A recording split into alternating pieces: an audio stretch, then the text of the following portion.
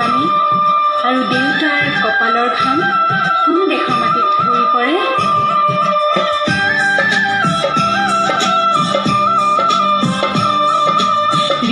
ৰিমঝিম বৰষুণে নিপুণ বজাই ক'ত ক'ত গিৰ গিৰ গিৰ গিৰ ডাৱৰেনো মাদল বজাই ক'ত।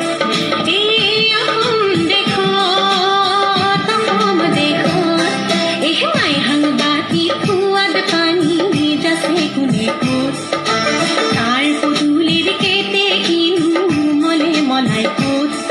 এই অসম দেশত অসম দেশত